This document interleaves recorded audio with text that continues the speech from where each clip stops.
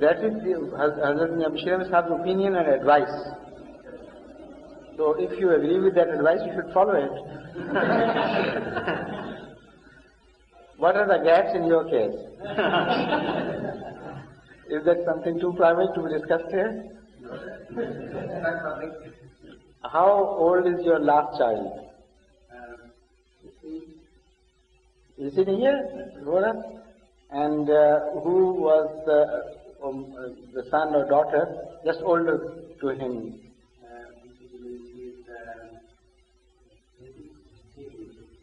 So you have been following that advice. And asking me after you have already followed the advice? It's useless now. My object was for our younger people there to... The younger people should follow their parents. That is the general advice. If they are good, they should follow their parents, generally speaking. And every family, in fact, has its own patterns. That I know. In marriage and in birth, conduct and behavior, there are families who are known, famous for large numbers, and there are families who are famous for small numbers, but there are some exceptions, of course.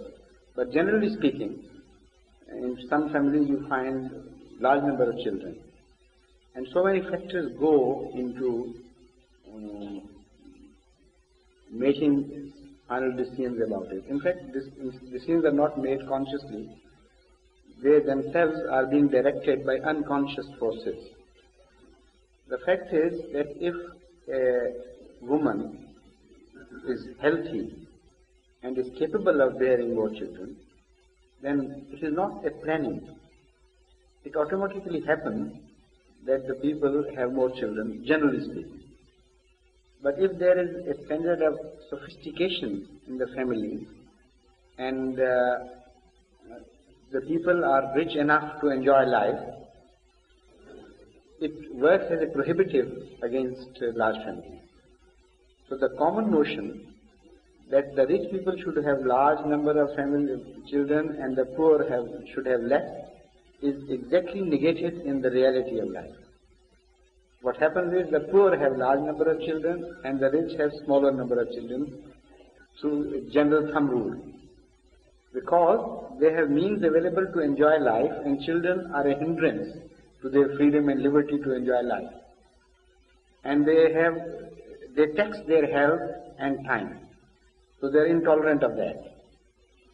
So these are the two groups, and in between there are so many shades. Nervous system also plays a very important role. Some women can tolerate 15 children around them under worst conditions of life and still they survive somehow. And I have seen some ladies whose nervous system broke down with just 2 noisy children. So again, the health is also a very important factor. And the culture of a country, the conditions of a country, how the houses are built, the economic standards and so everything. So there are so many factors which automatically decide these questions, and there are few people who do it intentionally in our part of the world. It just happens inadvertently, but there are certain factors which are subconsciously controlling these decisions. In this country, gradually, there has been a tendency towards smaller families. And the planning of this country also is motivated by the luxurious way of life. They do not want the standard to fall below and the new generation to claim right into the wealth so that the whole standard of the nation is lowered by their participation into their community wealth. That is the fear and the idea behind. And this is the only fear which has been negated by the Holy Quran and rejected. Birth control is permitted for reasons, many reasons, but not for this reason. If you fear shortage of food, shortage of wealth and resources, and then practice the birth control, then Allah Ta'ala rejects this. This is a crime. For other reasons, for upbringing, for health reasons, So many other reasons can come into picture. You can effect birth control according to the Holy Quran. But for this, that is fearing that you will be nationally or individually, you will be left with less wealth, less food and less provision. That is the reflection upon war. So Allah Ta'ala rejects this. So if you follow Hazrat Mirza Bashir Ahmad Sahib's argument, from that you will understand that the birth control which he is advising is not based on the fear of shortage of food. It is based on some inferences he has drawn from the Holy Quran. He says, as I know, that according to the Holy Quran, the time for looking after, breastfeeding a child, according to the Holy Quran, is about 2 years. And add to that 9 months of pregnancy and no man's land in between.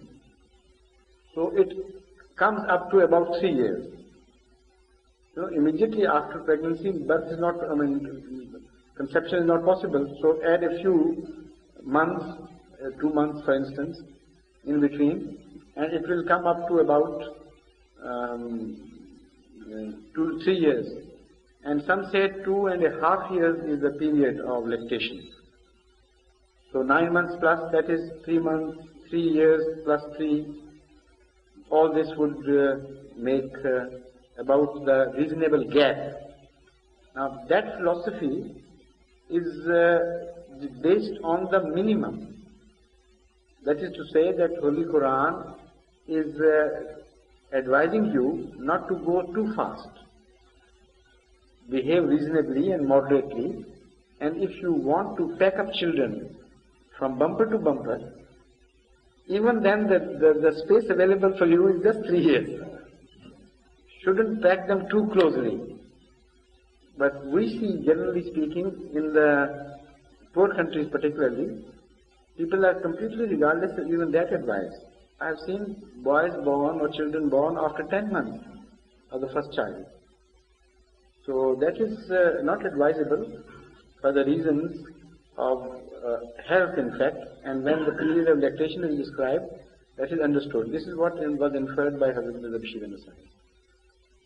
As far as the 5-year period is concerned, I don't know why he said it, or whether he based this on some tradition or some verse of the Holy Quran, or it was just an advice. I don't know.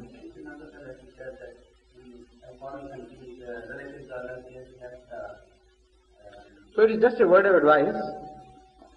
It's not anything based on religious teachings.